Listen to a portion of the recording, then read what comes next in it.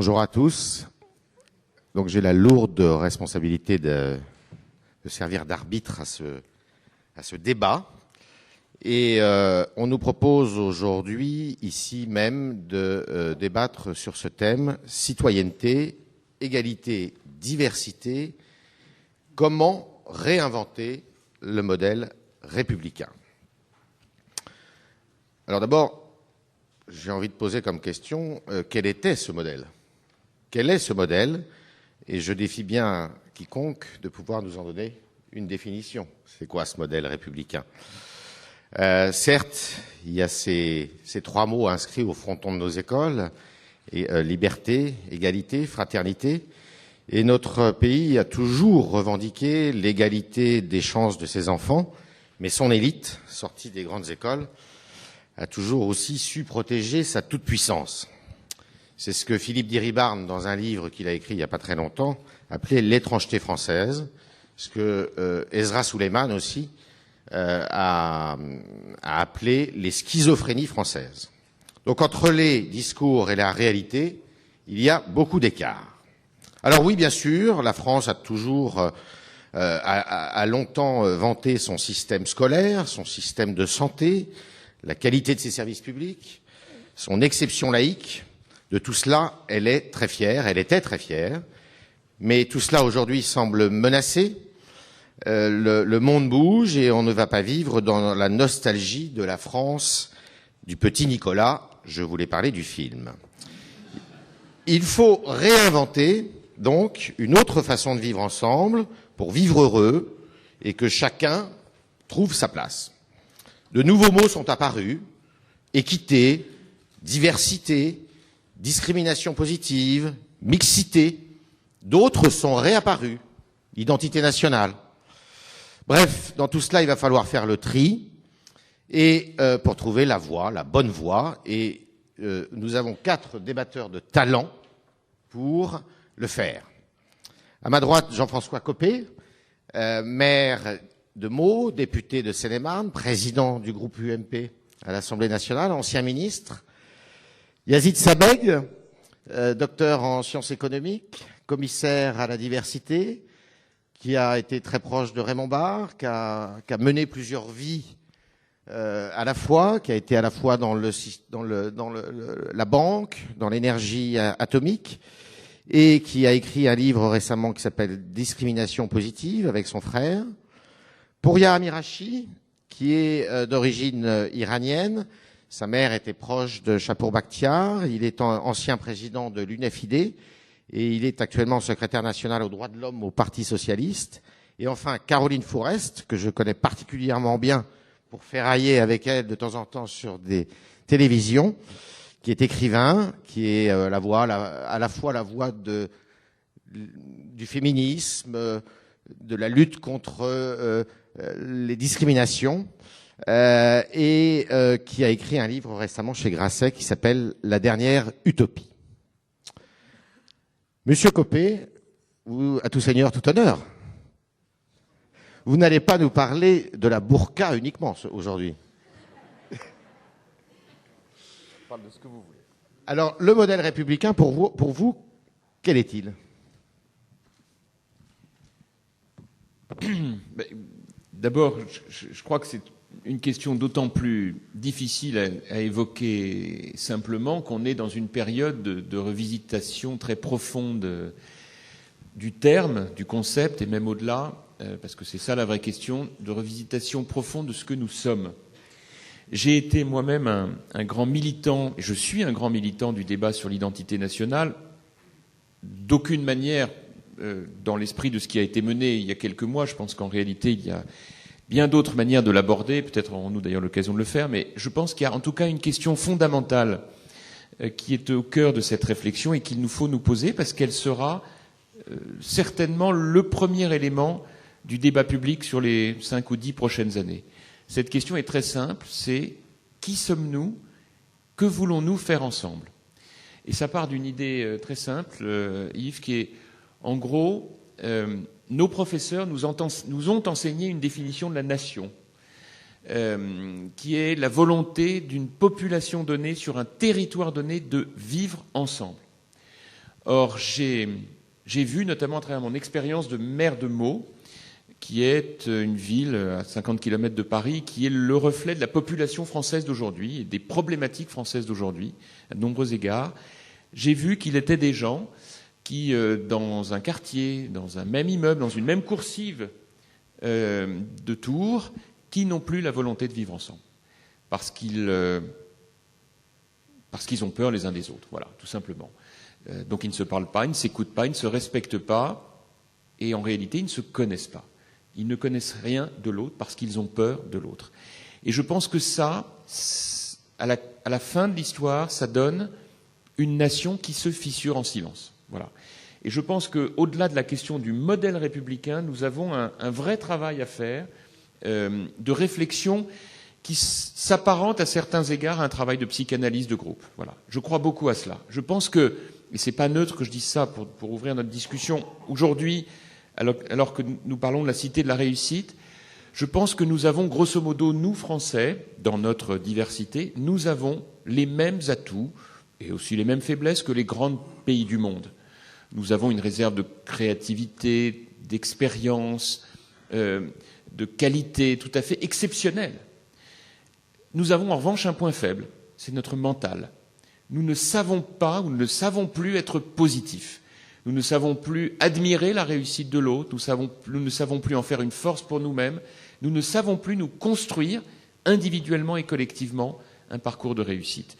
Et il y a derrière ça, et nous le payons très cher, 40 ans de déni sur ce que nous sommes, de culpabilisation de la guerre, de la colonisation, de la décolonisation, qui fait que nous n'avons parlé de rien, que nos décideurs politiques n'ont parlé de rien, et qu'ainsi, nous avons laissé la place à tous les démagogues qui ont raconté tout et n'importe quoi, qui ont créé de l'inquiétude, de l'angoisse et qui en même temps ont valorisé un fonds de commerce électoral par l'absence des décideurs politiques. Et je pense que nous avons maintenant à réparer les dégâts et à reconstruire. Et c'est tout l'enjeu du débat public des prochaines années. Et c'est cela, je crois, qu'en réalité, les Français attendent de leurs décideurs politiques. Alors Yazid, vous avez tenté d'être un peu le psychanalyste justement de cette société. Je ne sais pas si je l'ai fait comme un psychanalyste, mais juste pour confirmer, compléter ce que vient d'indiquer Jean-François, nous sommes une société qui se porte mal. Moi, je pense que la France a des atouts effectivement tout à fait considérables. La France est une nation comme il y en a beaucoup d'autres, c'est-à-dire avec une population sur un territoire donné qui a une communauté de destin, une communauté d'aspiration. C'est vrai, mais moi je pense que la société française, elle est minée parce qu'elle n'est pas à la hauteur des valeurs qui sont censées la fonder. Je pense qu'il y en a effectivement 3 qui sont des fondements tout à fait cardinaux de notre identité. La première, c'est l'égalité. Et je pense qu'il y a un défaut d'équité, précisément pour servir cette égalité dans notre pays. C'est une première observation. La seconde, fondée sur la liberté. La liberté, c'est le droit à l'altérité, le droit à toutes les différences, sans contrainte. Ça, c'est le second sujet. Puis troisièmement, la solidarité. La solidarité, elle est fondamentale, la redistribution, etc. Ce sont trois fondements des valeurs dans lesquelles s'incarne la nation française. Tout ceci ne fonctionne plus. J'ajouterai à cela que la France ne sait pas gérer sa diversité. Elle en a peur. Elle ne sait pas l'affronter. Elle ne sait pas comment l'intégrer dans la manière dont elle se protège, dont elle se projette dans le futur. Donc il faudra vraisemblablement conduire des politiques qui réconcilient les générations entre elles, d'une part, qui réconcilient les territoires entre eux, qui réconcilient les Français entre eux et qui réconcilient la nation française avec ses valeurs. Moi, je pense que c'est le rôle essentiel des politiques publiques dans notre pays. Voilà. Pouria, quelle est la part que vous accordez justement à la reconstruction de ce modèle républicain dans la réflexion à l'intérieur du Parti socialiste aujourd'hui? On m'entend là? Oui.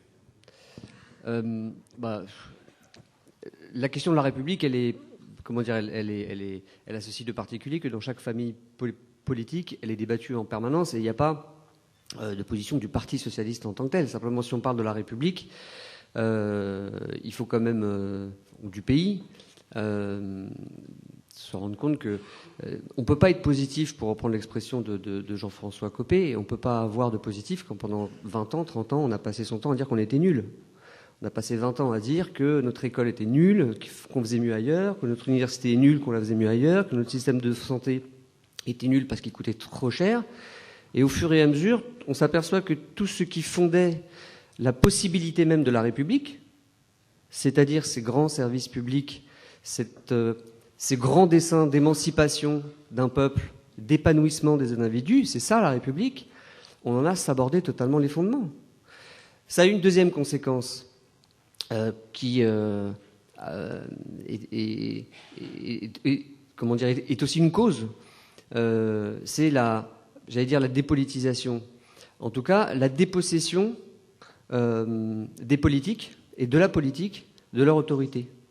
Et du coup, on voit bien que l'autorité politique, du fait de la mondialisation, du fait d'un phénomène, j'ai vu que c'était en débat dans la cité de la réussite, d'un double mouvement à la fois de régionalisation et de construction européenne, a été vidé d'une part de son autorité, et je ne parle pas de l'autorité centrale ou pas, mais puisque Yazid Sabek parlait des politiques publiques à mener, on voit bien que là, il y a aussi un deuxième problème pour la République et pour son identité républicaine, pour sa possibilité d'être, c'est que la politique et la décision politique est relativisée, très relativisée. Et du coup, ça engendre une société du spectacle, une société politique du spectacle qui nous met, à mon avis, en grande difficulté, qui fragilise beaucoup la démocratie. C'est mon sentiment.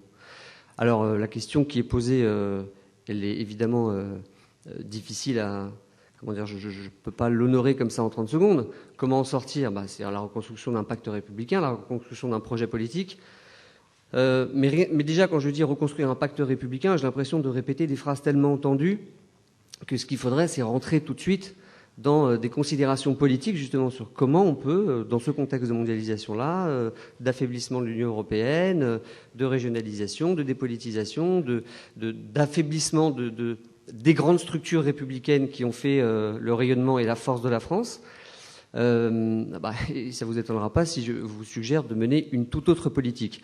Ayant dit ça, je dis un slogan, donc peut-être qu'après, dans les questions, on pourrait le décliner plus précisément. Le sujet sur la diversité, le sujet sur la République, c'est-à-dire le vivre ensemble, évidemment, il a cette acuité particulière aujourd'hui parce que la question de l'immigration, la question de l'intégration et les traumatismes post-coloniaux ont été tels, et tellement mal digérés, et tellement mal appréhendés. Les questions de classe venant toujours empêcher la résorption d'un certain nombre de cette méfiance, de ces murs, puisque la plupart des enfants d'immigration ont été des enfants des classes populaires, avec tout ce que ça veut dire, et donc ça aussi, ça a laissé des traces, à mon avis, des stigmates dans la société française. Voilà, alors reconstruire l'égalité, on va en parler tout à l'heure, j'imagine, par l'école et par toute une série de réorientations. Caroline, la part des politiques, des politiques depuis 40, 50 ans, dans justement l'effritement de ce modèle républicain ? Elle est toujours immense, la part des politiques. Mais ce qui est compliqué aujourd'hui, dans le débat que nous avons, quand on essaie de travailler sur ces sujets de façon un peu sur le long terme, de façon structurelle, c'est qu'aujourd'hui, on a un petit peu l'impression d'être coincé entre une certaine droite qui s'est emparée de ces enjeux symboliques, avec le débat sur l'identité nationale, mais qui s'en est emparée maladroitement, avec les mauvais termes. Je pense que ce débat, il portait sur la citoyenneté, il ne devait pas porter sur l'identité, et qu'il aurait ouvert de toute autre perspective et qu'il aurait évité bien des excès. Donc cette droite s'empare de ces enjeux symboliques sans qu'il y ait quelque chose de l'ordre du débat qui est fondamental. Mais le problème, c'est qu'elle est aujourd'hui, celle en tout cas qui est au gouvernement, la moins bien placée pour le poser. Parce que pendant qu'elle occupe la scène avec ses débats symboliques, en arrière-scène, elle mène des politiques qui en réalité défont le modèle républicain français, qui affaiblissent l'État-providence, qui affaiblissent les services publics, qui affaiblissent l'école publique, qui affaiblissent la laïcité. Donc, le débat ne peut pas passer parce que les gens sentent bien qu'il y a là quelque chose de l'ordre de l'esbrouf. La difficulté, c'est que si au moins on avait un peu d'espoir à gauche, mais du côté de la gauche, il y a un souci, c'est que on pense qu'avoir les bonnes réponses au niveau économique et social, ou en tout cas avoir la générosité de vouloir essayer de sauver ce qui peut l'être dans ce contexte de crise économique, et c'est loin d'être évident, mais au moins avoir la volonté de le sauver, les services publics, l'école publique, ce qui fait le creuset et le fondement de ce modèle républicain suffit. Et du coup, on déserte les débats sur les enjeux symboliques, on déserte un peu les débats sur la citoyenneté, sur la laïcité, en se disant peut-être que si on n'en parle pas, ça va éviter de créer des tensions, et que comme ça, on aura un électorat populaire qui ne nous en voudra pas trop, et qui votera pour nous pour les bonnes raisons. Et quand on sait que, malheureusement, il va falloir aborder les deux, il va falloir parler des deux, il va falloir cesser de parler ça sur un plan symbolique sans s'interroger sur les problèmes de fond qui se posent en arrière-scène, et il va falloir cesser de penser que avoir la générosité de vouloir sauver ce qui se passe en arrière-scène suffira, parce qu'il y a aussi des enjeux symboliques à régler. Ce modèle républicain, il se construit comme tout modèle, comme tout exemple, face à quelque chose. Il n'y a rien qui se construit dans l'absolu, jamais. On n'est jamais pour quelque chose tout seul. On est en résistance par rapport à quelque chose. Initialement, le modèle républicain, il s'est construit en résistance à la tyrannie théocratique et royaliste. Aujourd'hui, mon intime conviction, c'est qu'il se construit plutôt en résistance à une vision anglo-saxonne du lien social. C'est-à-dire qu'on est traversé aux États-Unis, au Canada, dans tous les pays européens aujourd'hui par les mêmes défis. Pourquoi est-ce que ça secoue dans tous les sens? Pourquoi est-ce qu'on se pose toutes ces questions un peu partout en n'y apportant pas d'ailleurs forcément les mêmes réponses? Parce qu'on a un double mouvement. Le premier mouvement, c'est qu'on a pris conscience que notre universalité des droits a été minée par les discriminations, par le racisme, par toutes les formes de racisme qui peuvent viser des minorités, qu'on a entamé dans toutes ces démocraties un vrai travail de réflexion sur ça. Pas de la même manière. Aux États-Unis, on parle de diversité, ça vient chez nous maintenant. Mais il y a une raison. Pourquoi est-ce qu'on parle de diversité dans un pays qui a toujours au contraire visé l'égalité? C'est pas la même logique. L'égalité, c'est tout le monde a le droit à la même chose, quelle que soit son origine, son orientation sexuelle, son genre, son origine vraie ou supposée. Vraie ou supposée. Ça, c'est l'utopie républicaine française qui n'existe nulle part ailleurs. On estime que l'origine de quelqu'un, c'est vrai ou supposé, que ça n'est pas ça qui doit le déterminer, même dans le regard de l'autre, que l'identité individuelle, pas nationale, c'est quelque chose de tellement compliqué que ça se met pas dans une case de statistiques ethniques. Aux États-Unis, on n'a pas du tout la même façon de gérer ça. On n'a pas un antiracisme qui vient de la résistance au nazisme, on n'a pas un antiracisme qui s'est mêlé à de l'existentialisme. On a un antiracisme très pragmatique, antiségrégationniste, qui dit, bon, il y a des noirs, il y a des blancs, on va essayer de créer une troisième case dans les statistiques ethniques, qui est la case mixte, métisse, et puis petit à petit, on a des politiques qui disent, ouais, mais maintenant on a des latinos, nous ce qui nous intéresse, c'est savoir combien on a dans nos circonscriptions de latinos, de noirs, de métis, pour pouvoir aller leur parler clientèle par clientèle, pour faire du marketing politique. Et donc, on a aujourd'hui 186 possibilités de cases, de statistiques ethniques à remplir aux États-Unis. C'est une autre mentalité, c'est une autre approche. Pourquoi est-ce que cette approche vient en France? Parce que l'approche égalitaire, qui consiste à avoir une école publique qui donne la même chance pour tous, une sécurité sociale qui évite à tout le monde de tomber trop bas, à ne pas, c'est une utopie totale. Personne n'a dit qu'elle n'a été réalisée. Elle n'a jamais été réalisée. C'est un horizon, une ambition à atteindre, exactement comme la Déclaration universelle des droits de l'homme. Ce qui me fait peur aujourd'hui, c'est de voir des politiques se détourner même de cet horizon, même de cet objectif, pour adopter, pardon, je finis bientôt Yves, le pragmatisme anglo-saxon. Pourquoi? Parce que ça coûte moins cher. Parce qu'en termes d'investissement public, ce pragmatisme de clientélisme communauté par communauté, il est moins utopique, mais il coûte moins cher.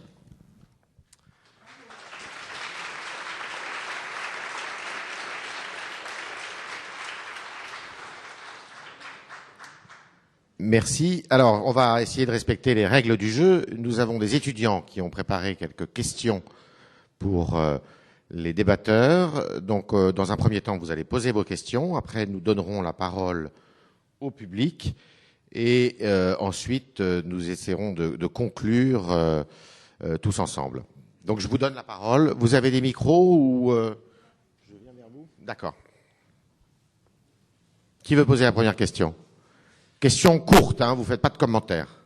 Ok, donc ça va être très court. Ça va juste faire le lien entre ce que vous disiez, Monsieur Copé, sur la question de la peur des uns des autres par le fait que les gens ne se connaissent pas, et les enjeux symboliques, pour peu qu'on puisse considérer cette question comme un enjeu symbolique que mettait en lumière Caroline Fourest. Je voulais savoir, Monsieur Copé, quel était votre point de vue sur la question du mariage homosexuel et la question du don du sang, qui aujourd'hui est interdit aux homosexuels en France, puisque c'est un enjeu de diversité. Merci. Juste avant, les étudiants, est-ce que vous pouvez vous présenter d'où vous venez, quoi? Florian Prussac, étudiant à Paris 8. En quoi? En quoi? En quel... Je suis étudiant en sciences sociales à l'Institut d'études européennes. Alors, moi je crois que cette question, qui est une question extrêmement importante et difficile, nous renvoie très exactement à ce que j'évoquais tout à l'heure, de manière plus générale d'ailleurs, sur qu'est-ce que c'est aujourd'hui habiter en France, qu'est-ce que c'est notre société, comment on fait le lien entre l'individu, la société, le lien entre le parcours individuel et le parcours collectif. Parce qu'en réalité, l'une des grandes difficultés que l'on a, c'est comment surmonter ce que l'on peut vivre parfois à cause du déni, comme une blessure personnelle, une blessure identitaire. Je ne suis pas toujours d'accord avec ce que dit Caroline, mais je dois dire que j'ai trouvé assez intéressant ce qu'elle disait à propos des comparaisons entre les modèles anglo-saxons et notre modèle. Je ne sais pas si le nôtre, il est du coup considéré comme républicain ou latin par rapport aux anglo-saxons. Tout ça pourrait sans doute être approfondi. Mais pour rester sur le sujet que vous évoquez, qui est celui du mariage homosexuel, pour moi, la véritable question va au-delà de la seule question du mariage. C'est la question de l'adoption. Et moi, à titre personnel, je ne peux pas faire le lien, je ne peux pas en parler sans faire le lien de l'un avec l'autre. Je pense que si un jour on doit aller vers la légalisation du mariage en réalité homosexuel, ça n'a de sens qu'à partir du moment où on est au clair dans notre société sur la question de l'adoption. Parce que sinon, en réalité, on est encore dans le déni ou dans l'hypocrisie. Voilà. Et je vais vous faire de ce point de vue un aveu. J'ai beaucoup évolué à titre personnel sur cette question. J'étais, il y a encore peut-être 5 ou 10 ans, assez hostile au mariage, mais surtout à l'adoption, parce que je le redis, c'est pour moi le vrai sujet. Et aujourd'hui, je ne sais plus. Voilà. Je préfère le dire parce que je sais qu'il est de bon ton, quand on est responsable politique, d'être super carré sur tout, de se balader dans l'atmosphère avec que des certitudes, aucune interrogation sur rien, considérer que c'est un constat d'échec personnel si on est complètement carré, si on n'est pas complètement carré sur tous les sujets. Eh bien, je vous l'avoue, aujourd'hui, sur celui-là comme sur un certain nombre d'autres, je suis vraiment en réflexion. Voilà, j'ai bien en tête les arguments dans les deux sens, mais aujourd'hui, je ne suis pas tout à fait au clair moi-même sur quelle est la bonne réponse. Et je crois que revendiquer le temps de la réflexion pour ce qui me concerne, enfin voilà, je l'assume très clairement. Il n'y a pas de religion. Non.